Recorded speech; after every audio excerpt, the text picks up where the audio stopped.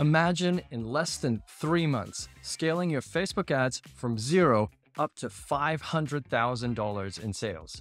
I can tell you 100% it is definitely possible. And in today's video, I'm going to show you exactly how we did this.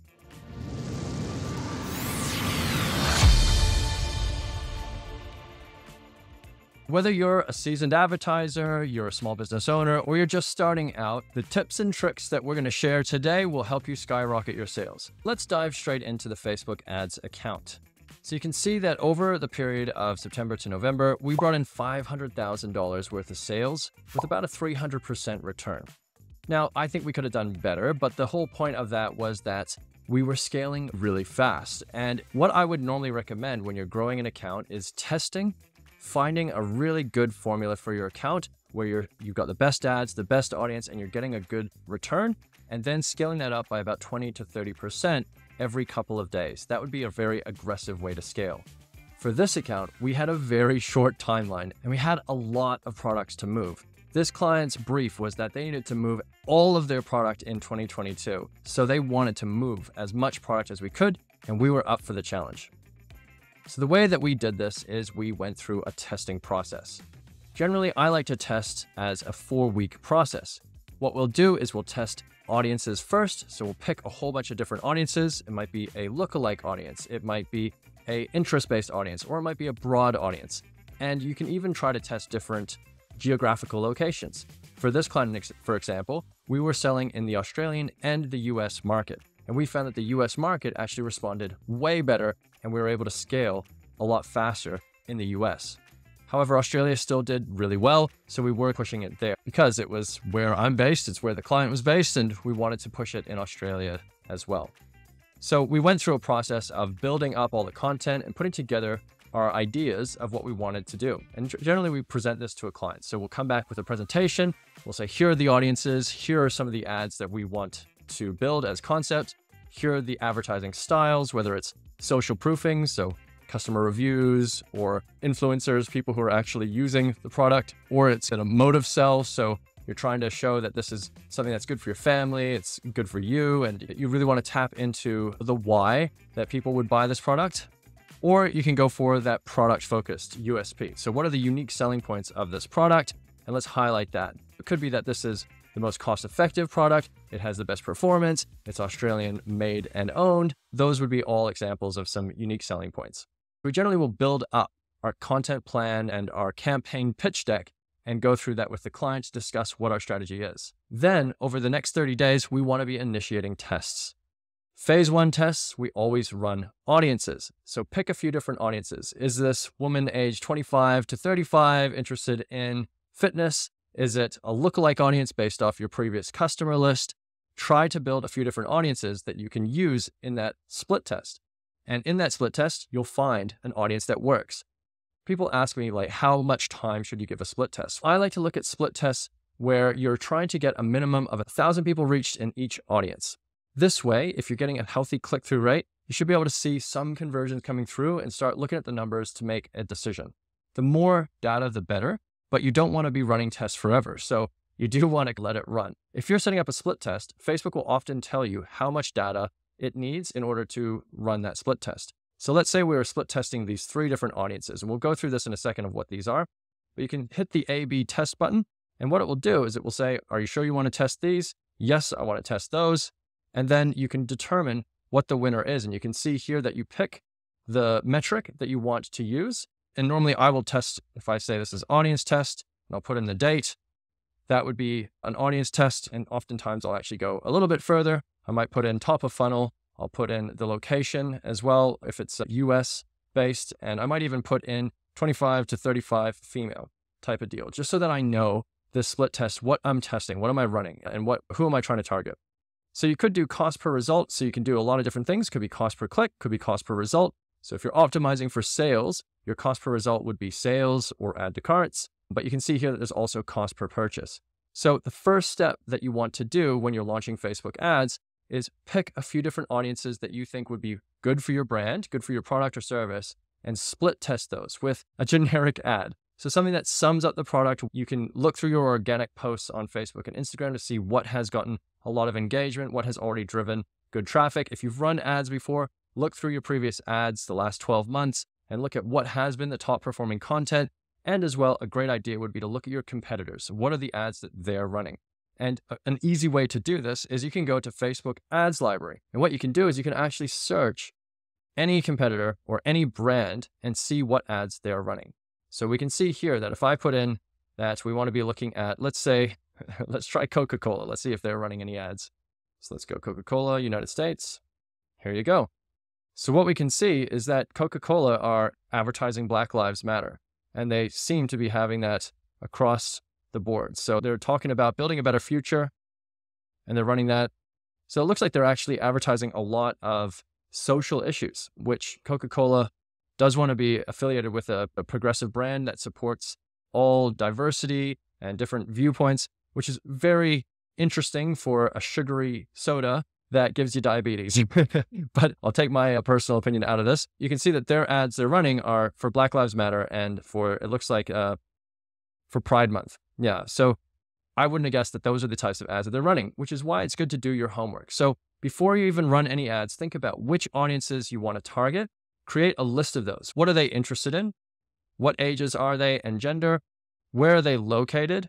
And do you have any data that you can use to create lookalikes? So what we did for this client in particular was we listed down a whole bunch of audiences and we looked at all of their competitors' ads and got some inspiration for what they did. Now we talked to the client about creative as well, and we found some great reels that they had run that were getting some really good engagement. And we took those ads and we started putting them together so that we could try running those in the account. And you can see that some of these were performing phenomenally well. We're getting $9 for every dollar we're spending, or $4.90 for every dollar we're spending. So a really good result and a very low cost per purchase. So we can see that there were some really good ads in here that were working very well. And we ran these for a period of time to figure out what was the best. So when you're starting with a Facebook ads account, you really want to have a good view of your competitors, what ads they're running, a good idea of which audiences that you're wanting to target so that you can split test those first. And then it gives you a bit more time to test some different creatives.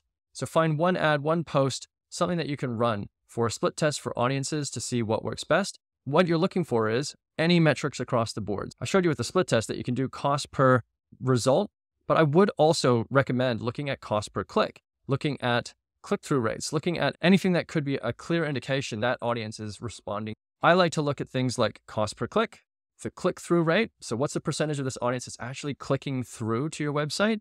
Looking at any shopping metrics on your website, so landing page views, add to carts, or purchases, and then looking at the ROI, or what we call ROAS, the return on ad spend. For every dollar you spend on ads, how many dollars are you making in sales? And for e-commerce or any brand that does track online sales, this is a really good metric to look at. It's not the be all and end all, but if you're above their profit margin, you're making them money, then you have basically found a way to print money. You put more money in, and hopefully you can start scaling things up. So this is how we would run a split test. We'd go through and we'd pick a few different audiences like you can see here. So we had parents based in the US, and we had a lookalike audience based on previous customers in the US. So those are two audiences. And this campaign, we had already tested audiences. I'll talk exactly how we did that in a second. You might be able to see here that there's a few different abbreviations, TOF, MOF, and BOF. Now, what does this mean? I actually covered this off in a previous video where I talked all about lead generation and your marketing funnel. But to summarize this, top of funnel is your target market, but it's people who have never visited your website. They've never seen one of your posts on social media, and they should be completely cold to your brand. So they might be interested in what you do, but they've never heard of your business. They've never seen any of your posts online. And they've definitely never been to your website. So this is a top of funnel approach. You're trying to get people and see which audience reacts best to your content, which audience is actually going to click through to your website based off this ad, or watch your video, or engage in some way, comment, share, any of those types of engagement metrics. Middle of funnel can be quite a broad segment as well, but these are people who have engaged with your brand in some way. So for us, what we did is we set up top of funnel where we're targeting parents in general. We targeted lookalike audiences. We targeted a few interest-based audiences as well. And the middle of funnel, what we did is we said anybody who watches our videos, anybody who's engaged with our Instagram or Facebook, or we uploaded a list as well from previous years. Anyone who's on our email list or has purchased the previous year, we want to retarget them because we have a product that we can sell every year. So we wanted to basically get in front of those. So those middle of funnel audiences are more warm audiences. These are people who really did show that they're interested in our brand because they've engaged with our content, or they've signed up to a newsletter, or they've even purchased a product previously. And we're trying to now get them back to purchase. So top of funnel might be more video focused. It might be more social proofing focused, where middle of funnel is definitely sales. We're trying to get people to take action and engage with the brand and go through to the website. So top of funnel, we generally recommend 80% of our budget. Middle of funnel might be 10%, 15%. And then the last one is your bottom of funnel. Bottom of funnel is anyone who's gone to your website, viewed a product, added that product to their shopping cart, but didn't complete the purchase. And these are the people you want to make sure you're getting your ads in front of them. So you've probably seen this yourself, going to a website, looking at a product, you have to go to work, whatever it is. Next time you're having a morning break, you open Instagram and there's that product that you were looking at just before. Those are your bottom of funnel retargeting ads. And they are generally your highest performers. However, for this account, we found that the campaigns that performed the best were top of funnel ads. So what this means is that people didn't need to go through to the website and take time. They went through the website and often bought straight away, which was quite cool. It just means that we had the right fit, the right audience, and the right ads. So that's the approach that we like to set up for most of our clients, because you want to have different audiences in each of those. You want to have different types of approaches, different ads, different creatives. I find, for example, video reels, they work really good at top of funnel, whereas bottom of funnel, you're probably going to have carousels, collections, and customer reviews. You might even put in discounts there and coupon codes to try to get people to come back and buy. So anything else can work really well. Now, once you've gotten some audiences and you've tested, I'd say the next thing that you want to do is be looking at what type of ads are actually going to work. So we would normally run an audience split test for as long as necessary to get enough data for Facebook to pick a winner. And you can even end your split tests early if Facebook does pick a winner. So I try to run these split tests for about a week, 7 days, depending on your budget. If you're $50 a day or more, 7 days should be more than enough time. If you're below $50 a day, you might need to stretch that out a little bit, because Facebook does need time to learn and understand what is actually working best. So once you've initiated your test, you're looking at what are getting the most optimal results and what is actually working. And you're looking at click-through rates, you're looking at cost per click, you're looking at shopping events, you're looking at purchases, you're looking at ROAS, and you're looking at all these metrics to go, okay, audience B out of ABC, it's working really well. We've gotten a whole bunch of purchases. We're seeing a really high click-through rate. We're seeing a low cost per conversion. Everything's looking really good with this audience. Great. So that would be the audience that you keep running. You end the split test. And this is what we did with this one, is basically we had a whole bunch of test accounts or campaigns that are in here. And we basically ran that to see which audience worked best. And once we found a winner, we let that one get all of the budget. So that one would be the one that we left running. And we then use that to then test the next round of tests. And what I like to test then is looking at content.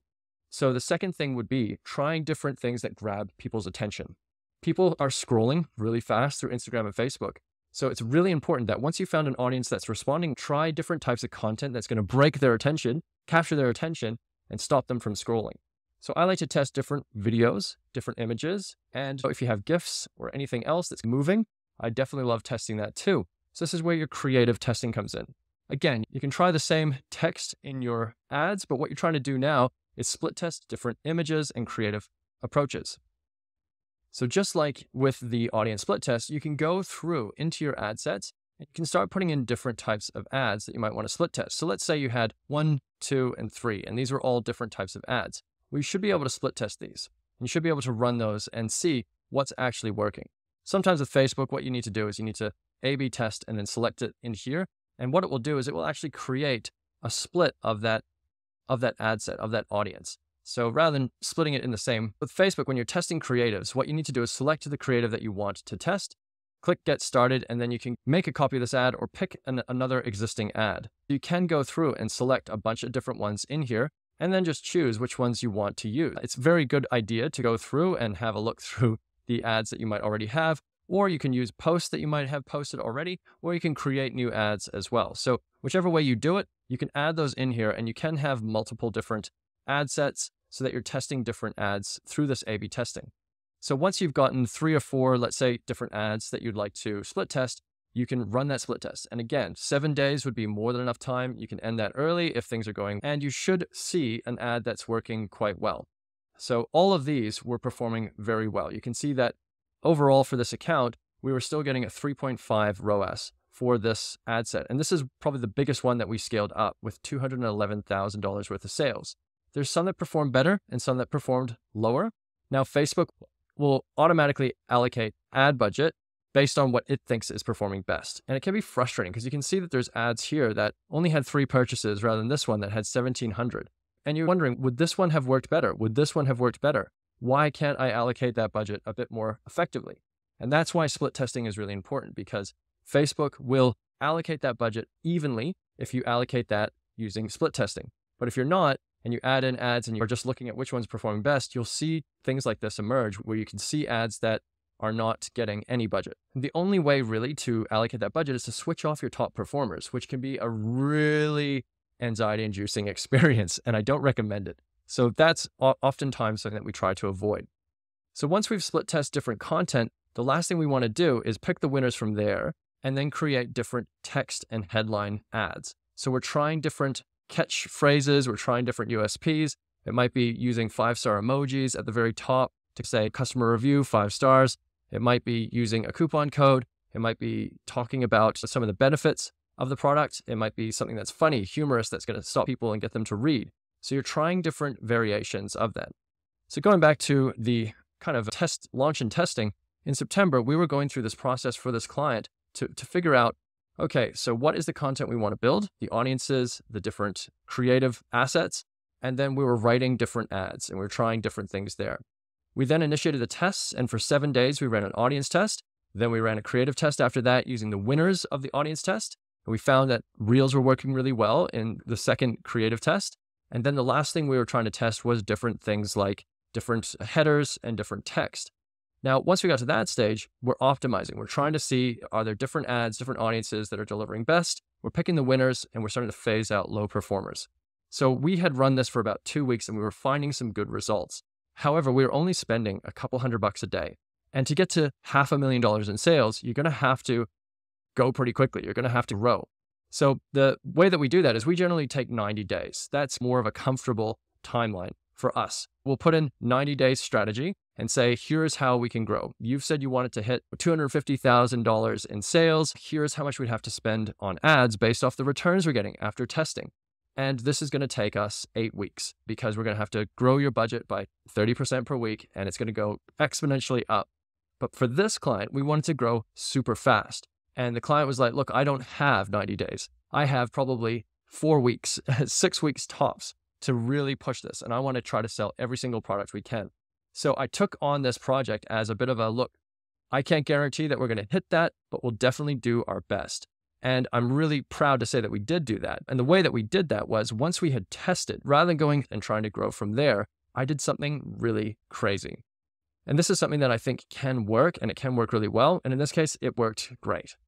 What you do is you find those winners from your tests, and instead of trying to scale up the budget by 30% every couple of days, which would be pretty aggressive, what you can do is you can go straight into duplicating your ad set, like you can see here, and going crazy on the budget.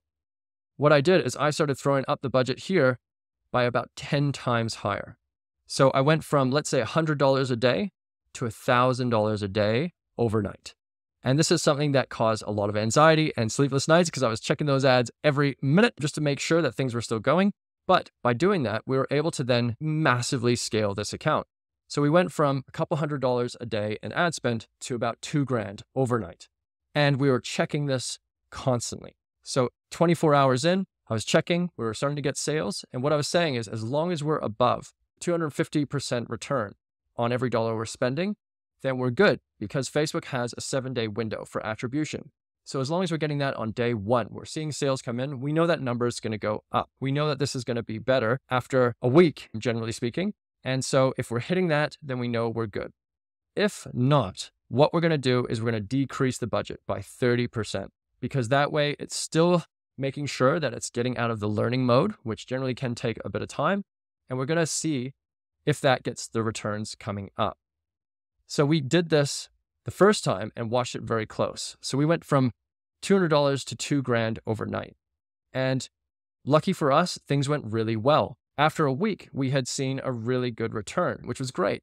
And I was saying to the client, we can still scale this traditionally with 30% every couple of days. So let's do both. Let's grow as fast as we can, but at the same time, let's pour nitrous into the tank and just gut it as hard as we can by every week. Let's look at this and let's double or duplicate an ad set and give it a 10x budget or a 5 times budget or a 4 times budget even. And that's what we did. So from September, we got through testing. In October, we went from like 0 to hero really fast. We saw things go bananas during this time. So you can see here that this campaign wasn't even running in October. And we were doing our testing throughout here. So if we look at this campaign, again, we just went full on tilt into this only in the October month, because September was very much our testing month. So you can see here that we were running some tests, we were getting this out there. And as soon as we found something that was working, we found our audiences, we found our content, what we did is we swapped it to sale focused only, and we poured nitrous right into the tank. So you can see that basically from October, we were in a testing mode a little bit, and then we just went up and up and up, and we scaled this up massively. Now, the amount that we spent also scaled. So we went from a very low budget, and you can see here, we went from $100 up to about $750 in a couple of days.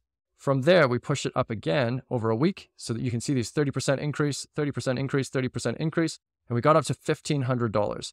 Now, we got to a point where I said to the client, look, we've got about 4 weeks left, and I know that you have some really ambitious goals that you want to hit here. What I recommend is doubling again. Let's go really big here, and let's see if we can get that up to another $1,000 per day. So we went up to $2,500 per day on the 31st of October. And then a couple of days later, 30% increase again. So we were up to $3,000 per day on this one campaign. And you can see that the cutoff for them was around the 14th. I think it was actually like the 16th or 17th of November. So we just started going all the way down because from here, we actually sold out of products. And that was such a great day. It was an amazing experience to be able to help with that. So that was the scaling strategy, was pushing this and just growing it as fast as we could. Looking at this other account, it was the same deal. So you can see here that we were spending on our testing $50 a day. And in order to grow this, we went from $70 a day to $750 a day overnight. Now you can see that we pulled back a little bit by 30% because we might not have seen that ROAS that we needed to. So we needed at least 2.5 ROAS to be comfortable with continuing that really high budget. And we left it for a few days, even pulling back a little bit. And then we saw ROAS start to pick up. We started seeing it working really well.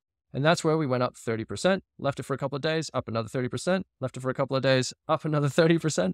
And then this is where we're kind of going, okay, how can we grow this further? Do we want to push this up really aggressively? No, we're going to keep doing 30%, 30%, 30%. So we kept pushing that as much as we could, but you can see that initial jump, that would have taken us from $70 to $750. If we were doing 30% every week, that would have taken us at least 4 weeks to get there. At least, I would say probably more. And so that would take a long time. But by pushing it up aggressively like this, we would pour nitrous in the tank, and boom, we were able to really push this and grow fast. So this is a tactic that once you've tested and you need to grow fast, if you're wanting to go and you really want to grow, the ability is there to do it and to still make really good money. As long as you're checking every day, what is my return on ad spend? Is it above my profit threshold, what I need to be making a profit? Then you should be in a position where you can start growing this. But you want to keep a very close eye on how those results are tracking. Because if you do see things drop, you're spending a lot of money. And it's a really detrimental thing if you leave it for a week, not checking in on things, and you realize that you spent 15 grand and made no sales. That can be a horrific experience. So that, my friends, essentially it concludes today's video. I hope that was informative and explained to you how you can grow your account really fast using Facebook ads, provided that you're testing, you're looking at those numbers, and you're constantly improving. Once you've found something that's working really well for your business in terms of a high performance, that's when you can start going crazy by duplicating ad sets and doing a 10x budget on that ad set so that you can then start growing that up. That does it for today. Thank you so much for watching. I really hope you got a lot out of this episode and learned exactly how you can scale Facebook ads up to $500,000 as well. If you did this video, please make sure that you leave a comment. If you did want more information about how to structure a marketing funnel, check out this other video because this covers off everything in depth from sales and marketing and how to set up a good funnel. Please make sure that you subscribe on YouTube. And if you did want to have a chat about your business and your Facebook ads, please feel free to book in a free consultation with myself. I can go through your account with you on a video call and show you all the ways that you could potentially save money and increase your revenue as well. So until the next episode, take care, guys, and I'm looking forward to chatting with you soon.